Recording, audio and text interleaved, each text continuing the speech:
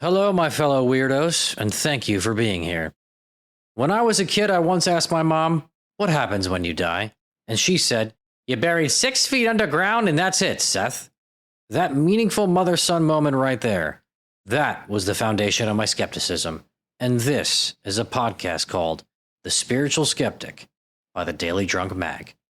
These days, I consider myself a skeptic in recovery, but I do try to maintain a degree of skepticism, mainly for my own sanity, while exploring the many batshit crazy rabbit holes we'll evaluate in this podcast, such as different alien species, reincarnation, conspiracy theories like human cloning, I know, I said it was batshit crazy, and plenty more.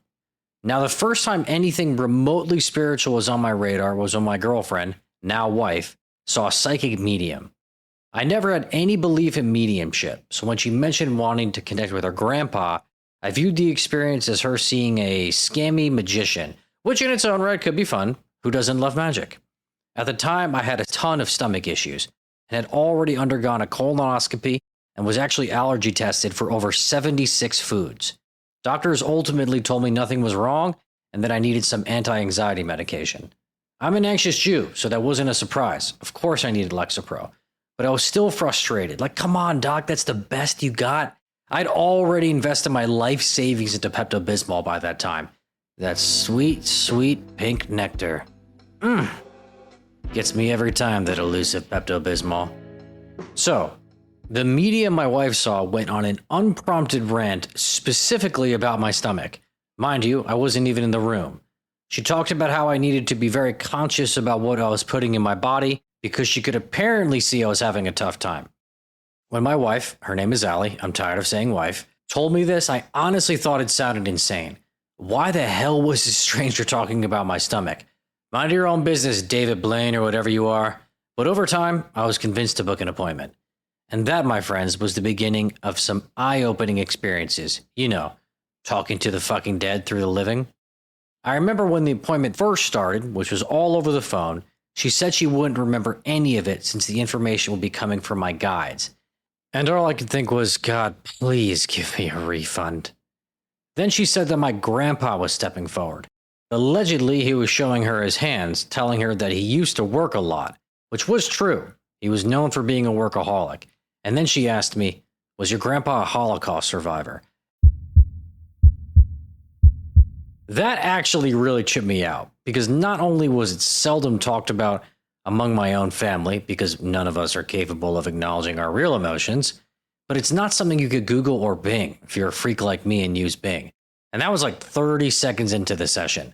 So throughout our session, she's giving me guidance and advice, and at one point she said, "I'm going to do a body scan," to which I thought, this bitch is crazy. And suddenly she starts recommending all of these dietary changes based on this apparent body scan. But what did I have to lose? So I followed her instructions. Chicory root in my coffee, spirulina pills.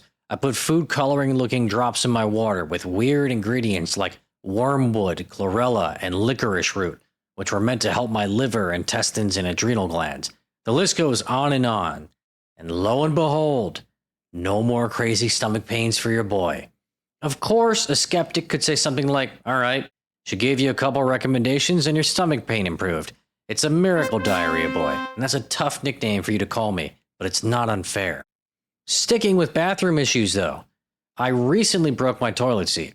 I was sitting on top of it bandaging a foot injury when the seat snapped in half. This was a brutal realization I need to hit the gym.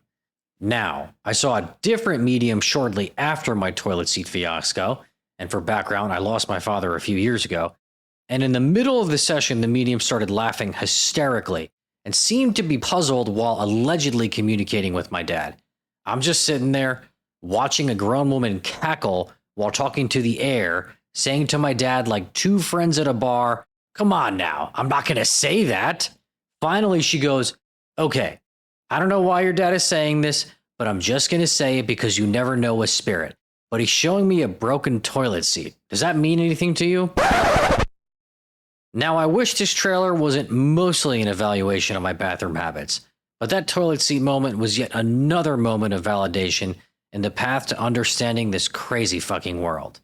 And mediumship, or the idea that people on this world can do inhuman, or dare I say, alien things, was merely the beginning in a fascinating, logic-defying journey into the universe, my friends.